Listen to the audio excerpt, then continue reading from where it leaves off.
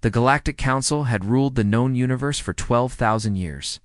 They were powerful beyond measure. 17 ancient species sat on the council, each one believing they were superior to all other life in the galaxy. They had conquered, enslaved, and destroyed countless civilizations. No one challenged them. No one dared. When their sensors first detected humanity, they saw nothing special. A small species, weak, confined to a single yellow star in a forgotten corner of the galaxy. The council barely paid attention. They had seen thousands of young species before. All of them eventually knelt.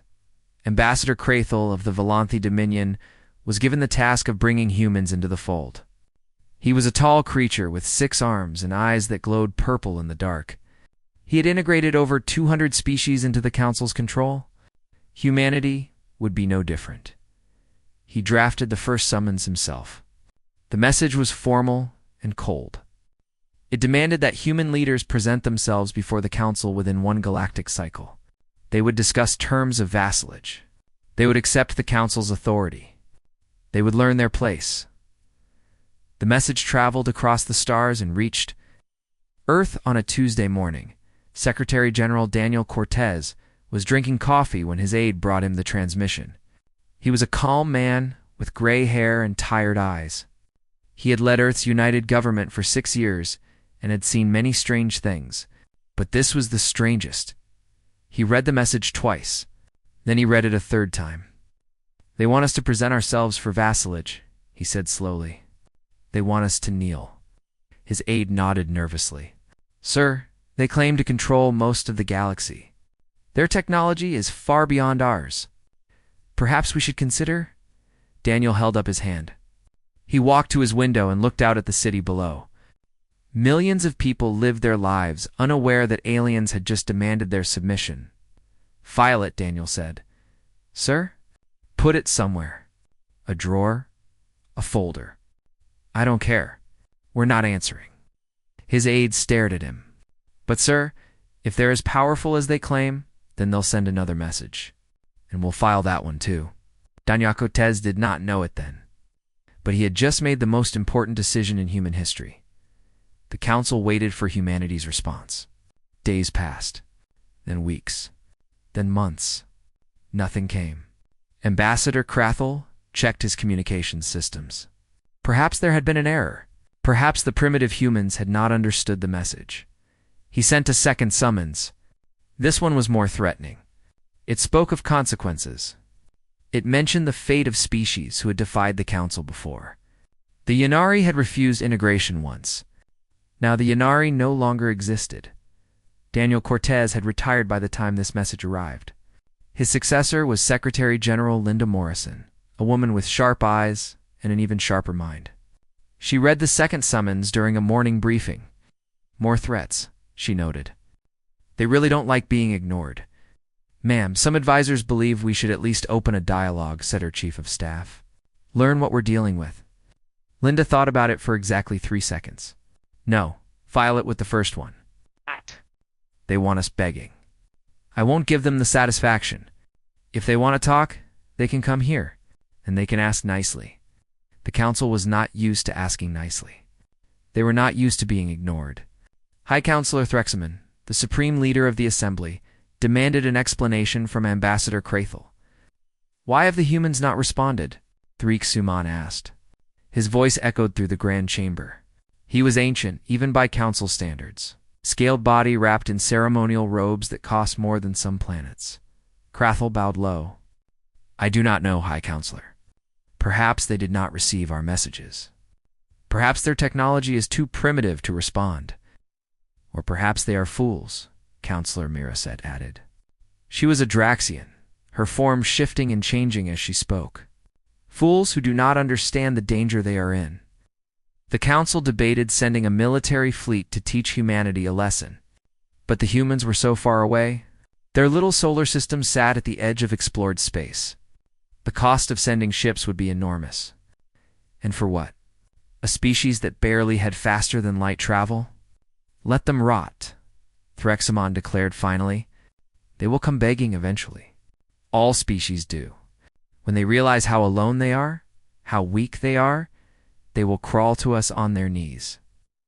The council agreed. Humanity was beneath their concern, but they kept sending summons. Once every few years, a new message arrived at Earth, each one more threatening than the last. Each one demanding immediate submission. Each one warning of terrible consequences, and each one was filed away, unread and unanswered. 50 years passed, then 100. The summons kept coming. Humanity kept ignoring them.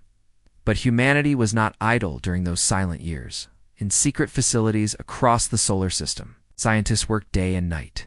They studied the Council's transmissions, learning everything they could about alien technology. They built telescopes that could see across the galaxy. They watched the Council's ships moving between stars. They recorded everything. General Patricia Santos led the Military Analysis Division. She spent 30 years studying how the Council waged war. She watched recordings of their fleets crushing rebellions. She saw how they had destroyed the Yenari homeworld, burning it until nothing remained.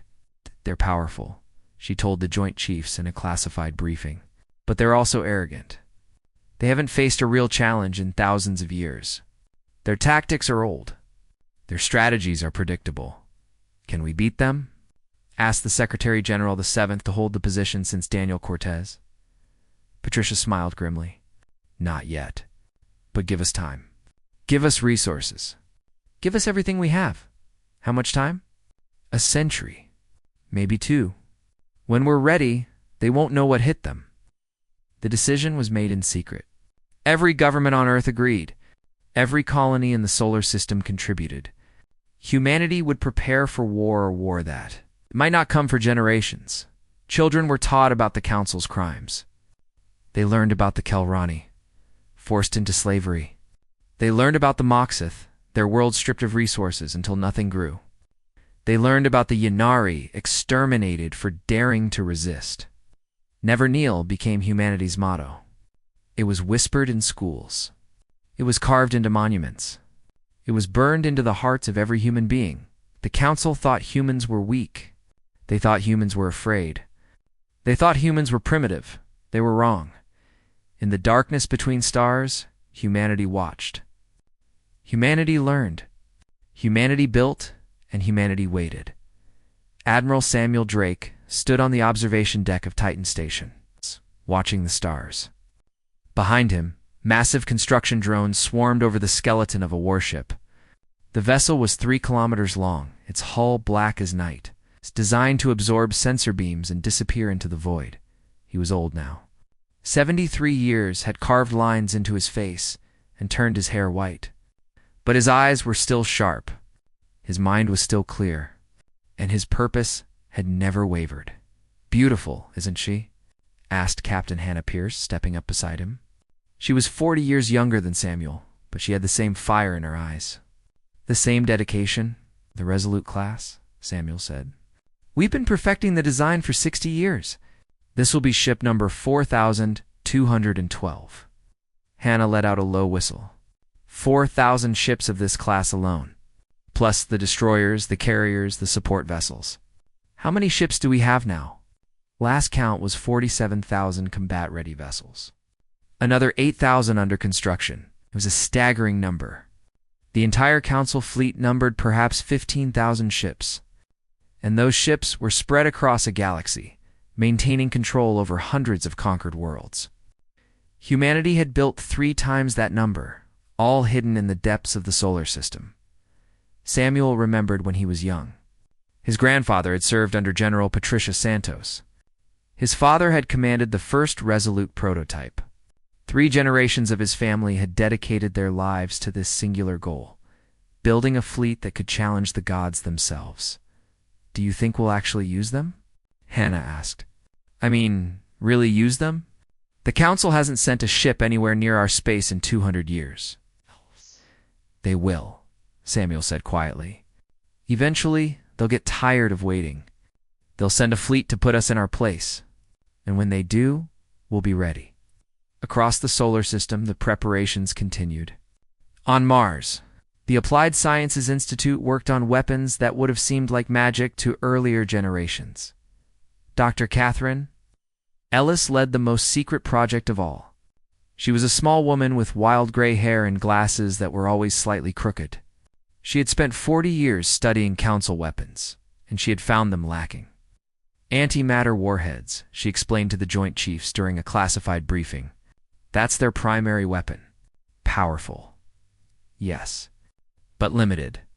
The explosion only affects the immediate area. You have to hit your target directly. And you've developed something better. Asked General Victor Ruiz, the head of strategic operations. Catherine smiled. It was not a pleasant smile. We call it the Stellar Lance. It doesn't destroy ships. It destroys stars. The room went silent. Victor leaned forward in his chair. Explain. Stars are fusion reactors. Hydrogen atoms smashing together, releasing energy. It's a delicate balance. The stellar lance disrupts that balance. It causes a chain reaction that cannot be stopped. Catherine adjusted her glasses. One shot from this weapon can trigger a supernova. The star explodes. Everything within several light years is sterilized. Victor's face went pale. You're telling me we can destroy solar systems? Yes, General. We can destroy anything. The Council rules through fear. When they see what we can do, they will know true terror. The weapons were built in secret. Thousands of them, installed on humanity's largest ships. Each one capable of ending worlds. But weapons were only part of the preparation. Admiral Drake spent decades developing new tactics. The Council's military doctrine was ancient, unchanged for millennia. They fought wars the same way they always had, overwhelming force, direct assaults, crushing their enemies with numbers. Samuel developed something different. Humanity would fight like ghosts. They would strike from nowhere and vanish before the enemy could respond. They would use speed and precision instead of brute strength. They would be everywhere and nowhere at once. The Council expects their enemies to stand and fight, Samuel explained to his officers. They expect grand battles, fleet against fleet.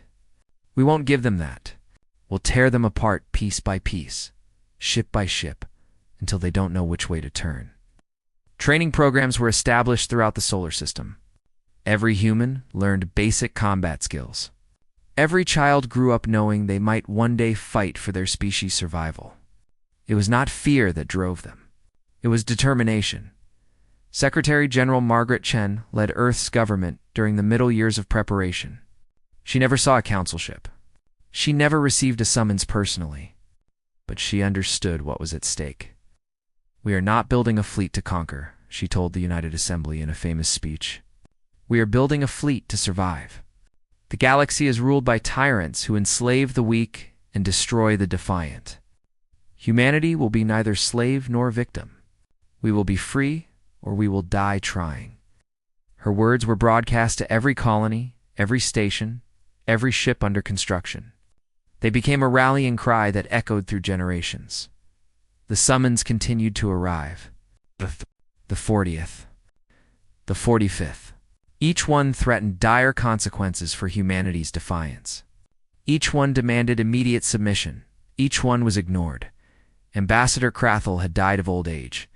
His replacement, Ambassador Prilithus, was equally arrogant, but more dangerous.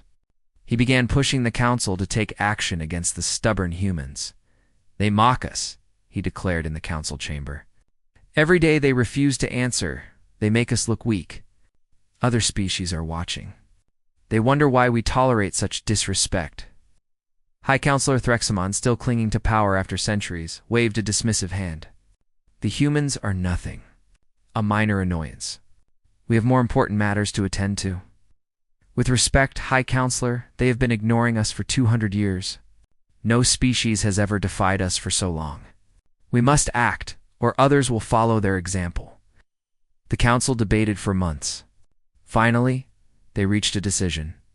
They would send Prilithus himself to human space.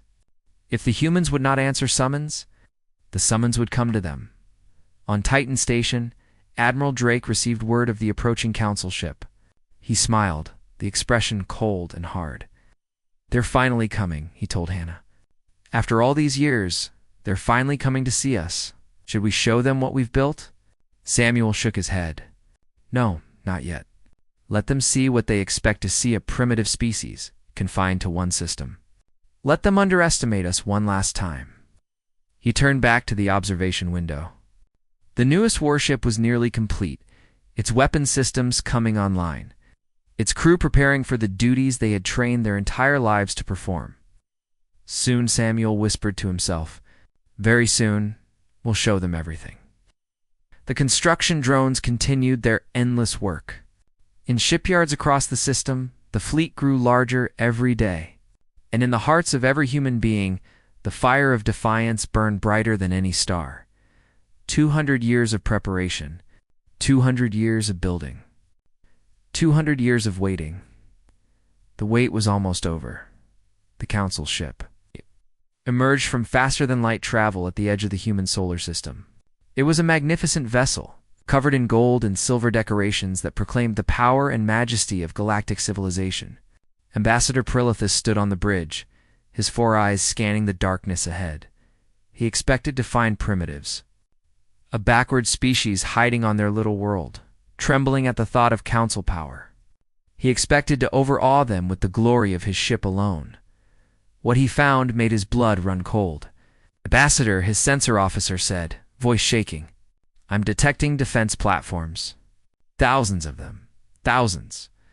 That's impossible. They orbit every planet, every moon, every asteroid of significant size. The officer looked up, fear written across his face. And there are ships. Patrol fleets moving in coordinated formations. Hundreds of them, just in this outer region. Prilithus walked to the sensor display. The readings couldn't be right. The humans were supposed to be primitive. They were supposed to have barely achieved space travel. Yet the data showed military installations that rivaled anything the Council possessed. Can you determine the size of their full fleet? The officer worked at his console for a long moment. Then he went very still. Ambassador, my sensors cannot process the data. There are too many ships. Too many weapons platforms. The system is rejecting the numbers as impossible. For the first time in 300 years of diplomatic service, Prilithus felt afraid. He sent a message to the human government, requesting a meeting.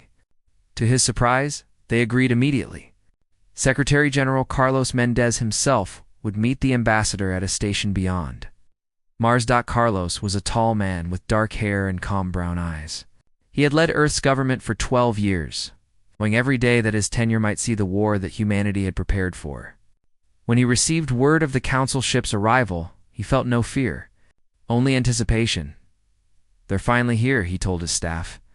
200 years, and they finally decided to visit. Admiral Samuel Drake insisted on accompanying him. The old warrior was over 80 now, but his presence commanded respect. Captain Hannah Pierce now, and Admiral herself, came as well. Leading a security detail that moved with predatory grace, they arrived at the meeting station first. The structure was Spartan, designed for function rather than comfort. Human soldiers stood at every corner, their weapons visible but not raised. They watched the Council delegation with eyes that held no fear, only cold assessment. Prilithus entered with his own guards. He was tall for his species, his purple scales gleaming under the station's lights. He looked at the humans and saw something he did not expect: confidence. Secretary General, he began, using the humans' own title as a gesture of false respect. The Galactic Council has waited 2 centuries for your response to our summons. This delay is unprecedented and unacceptable. Carlos remained seated. He did not stand to greet the ambassador. He did not bow or show any sign of deference. He simply looked at Prilithus with an expression of mild interest. Ambassador Carlos replied, Your council has sent us 48 messages demanding our submission. We have read every single one. We found them educational. Educational. Yes, they taught us everything we needed to know about your council, your methods, your history, your treatment of species who submit to your rule. Prilithus shifted uncomfortably. The council offers protection and guidance to younger species. Those who join us prosper, do they? Carlos leaned forward slightly. Tell me about the Kelrani ambassador. Are they prospering? The Kelrani were a subject species reduced to servitude generations ago. They performed labor that council species considered beneath them. They had no rights, no voice, no hope. The Kelrani situation is complex. Tell me about the Moxith. Their world was once a paradise. Your council stripped it bare. Now they live in domes, breathing recycled air, dreaming of forests they will never see. Resource acquisition is necessary for tell me about the Yanari. Carlos's voice hardened. Oh wait, you can't, because your council exterminated them. Every man, woman, and child, every city, every trace of their civilization, burned to ash because they dared to say no. Prilithus fell silent. The humans knew. They knew everything. We are not the Kelrani, Carlos continued. We are not the Moxith. We are not the Yanari.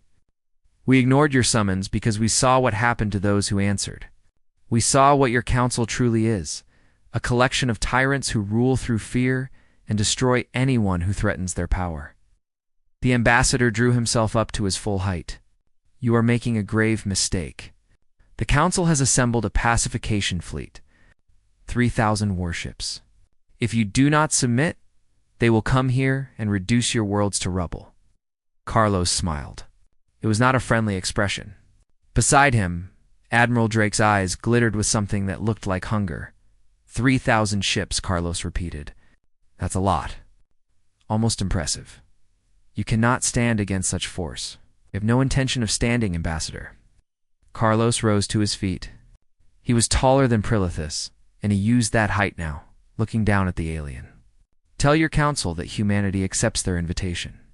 We will present ourselves before the full assembly. Prilithus blinked in surprise. You will come. You will submit. We will come. But we will not submit. Carlos's smile vanished. We will deliver a message, one that your council will never forget. I don't understand. You will. They all will. Carlos turned and walked toward the exit. At the door, he paused and looked back. One more thing, Ambassador. When you return to council space, pay attention to your sensors. Count our ships if you can. And then ask yourself, what have the humans been doing for 200 years? The human delegation left. Prilithus stood alone in the meeting room, trying to process what had just happened. The primitives had shown no fear, no hesitation. They had spoken to him like he was the inferior one.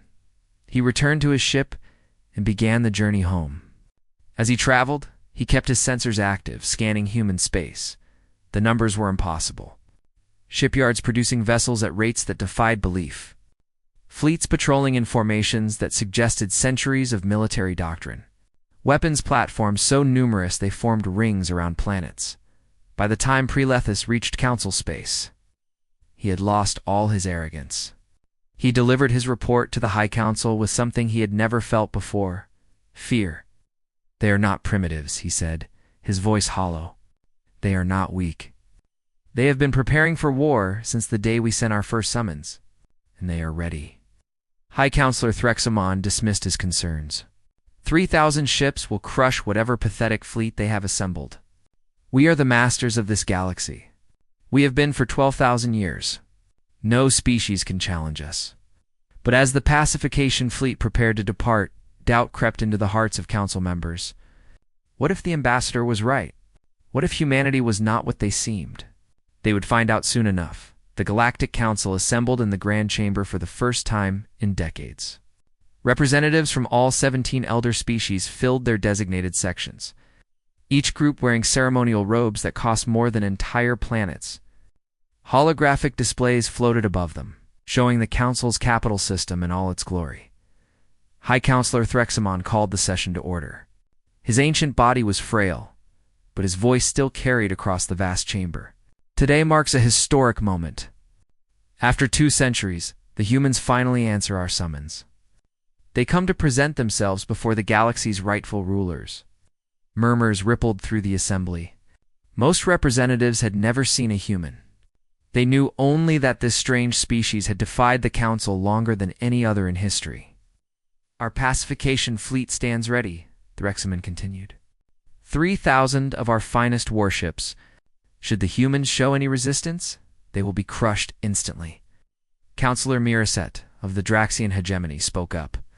High Counselor Ambassador Prelithus reported disturbing information about human military capabilities. Should we not exercise caution? The ambassador was frightened by shadows. Threxamon replied dismissively. The humans are primitives. Whatever toys they have built will be nothing compared to our power, the assembly agreed. The council had ruled for 12,000 years. They had crushed countless rebellions, destroyed defiant species, brought the galaxy to heel. Humanity would be no different. Then the sensors detected the first ship it emerged from. Faster than light travel on the edge of council space. A massive vessel, black as the void itself, its hull bristling with weapons. The sensor officers noted its size with surprise. It was larger than anything in the pacification fleet. Then came the second ship, and the third, and the 100th. How many vessels? Miraset demanded. Still counting, her aide replied, eyes wide. 1,000, 2,000. Still arriving. The human fleet continued to pour out of hyperspace. Wave after wave of warships, each one enormous, each one armed beyond comprehension. They moved in perfect formation, filling the space around the council's capital system like a black tide swallowing the stars. 5,000 ships. 10,000. 20,000. In the grand chamber, silence fell. The representatives of 17 elder species watched in horror. As their sensors struggled to process the impossible numbers, final count, 52,000 warships. 3 times the size of all council fleets combined. Admiral Samuel Drake stood on the bridge of the flagship Unconquered. The ship was 12 kilometers long, the largest vessel humanity had ever built. Its weapon systems could crack planets. Its shields could withstand bombardments that would vaporize moons. He was old now, past 80, but he had waited his entire life for this moment. Beside him stood Admiral Hannah Pierce, her silver hair tied back, her eyes fixed on the council's capital. "We're in position," Hannah reported. "All ships reporting ready." Samuel nodded slowly. He thought of his grandfather, who had dreamed of this day. His father, who had built the first prototypes. 3 generations of his family had worked toward this moment. "Open a channel to the council chamber," he ordered. His weathered face appeared on every screen in the grand chamber. The council members stared at the human, trying to understand what they were seeing. This was not the primitive supplicant they had expected. This was a warrior who had come to deliver judgment. "High Counselor Threxamon," Samuel said. His voice was calm, controlled, carrying no emotion. "For 200 years, your council has demanded humanity's submission. You have threatened us with destruction. You have called us primitive and insignificant." He paused, letting the silence stretch across the chamber. "We ignored your summons because we were not ready. We are ready now." Srexumon tried to speak, but his voice caught in his throat. He had ruled the galaxy for centuries. No one had ever spoken to him with such cold certainty. "This is an outrage," he finally managed. "You bring a fleet to our capital?" "This is an act of war." "Not yet," Samuel replied. "This is a demonstration. You will watch, and you will learn what 2 centuries of preparation has produced." On his signal, 100 ships broke formation. They moved toward a nearby star, a small yellow sun with no habitable planets. The council's sensors tracked them, confused about their purpose. "What are they doing?" Miraset asked. Samuel answered her. "The council rules through fear. You threaten species with destruction. You boast of your power to shatter worlds. But you have never faced a species that can shatter stars." The 100 ships reached their positions around the star. Their weapons, the stellar lances that Dr. Catherine Ellis had perfected decades ago, charged, with energy that made the council's sensors scream. "Warnings. Watch," Samuel said. The lances fired as 1. The star flickered. Its surface rippled like water disturbed by a stone. Then it bulged outward, the fusion reaction at its core spiraling out of control. In seconds, the yellow sun transformed into a supernova, exploding with force that sent shockwaves across the system. The council's capital world shook. Emergency shields activated around their orbital stations. Representatives screamed and dove for cover as the wave of destruction passed. When it was over, the star was gone. Where it had burned for billions of years, only expanding plasma remained. "You killed a star," Mirasette whispered, her form flickering with terror. "You actually killed a star. You can do the same to your capital," Samuel continued. "To every system you hold dear, to every world where your species live, we have had 2 centuries to prepare, and we have prepared for nothing less than total victory." The Rexamon's ancient body trembled. "What do you want?" "Name your price." "Resources." "Territory." "We can negotiate. We don't want your resources." "We don't want your territory." Samuel's eyes hardened.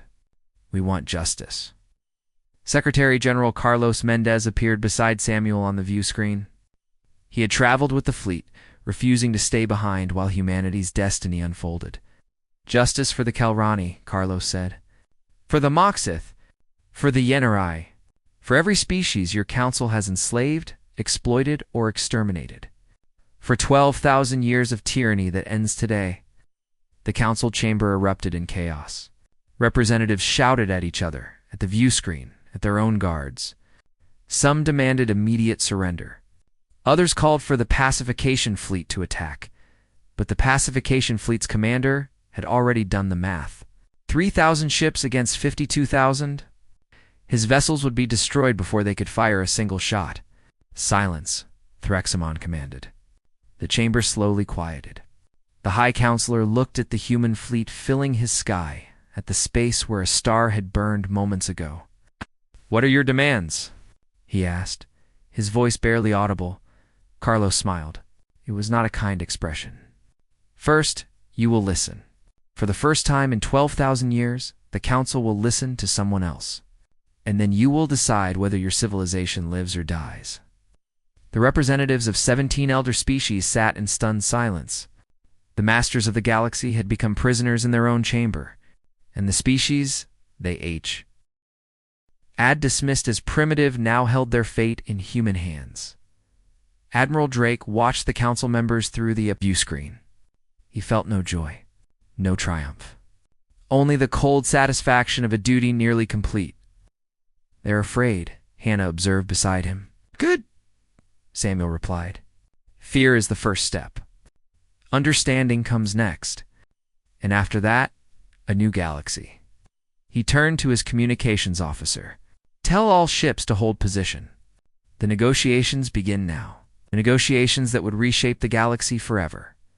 The Grand Chamber had never been so quiet.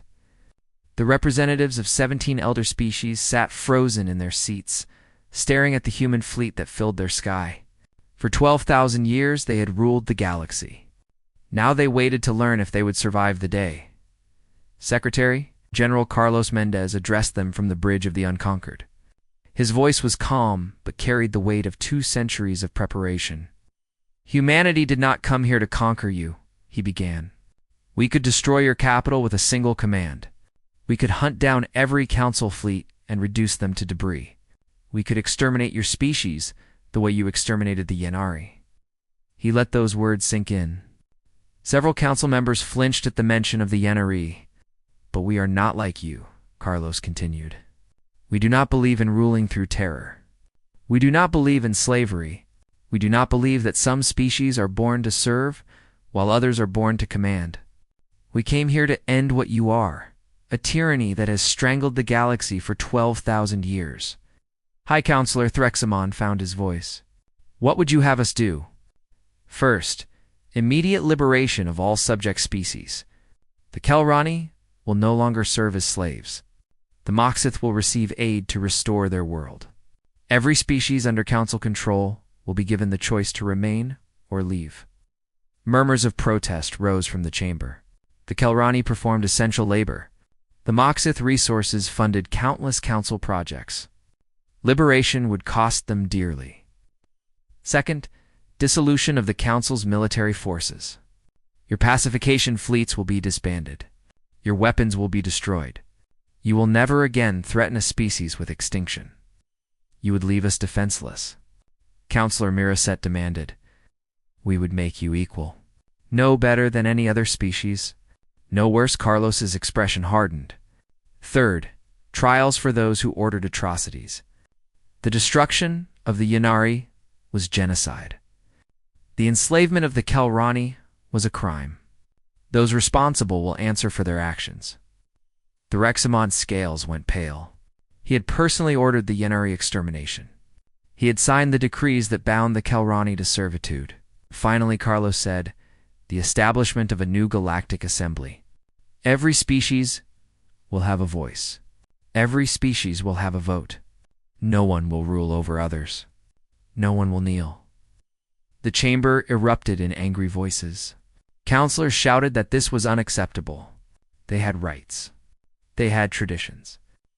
They had ruled for 12,000 years. Admiral Samuel Drake spoke for the first time.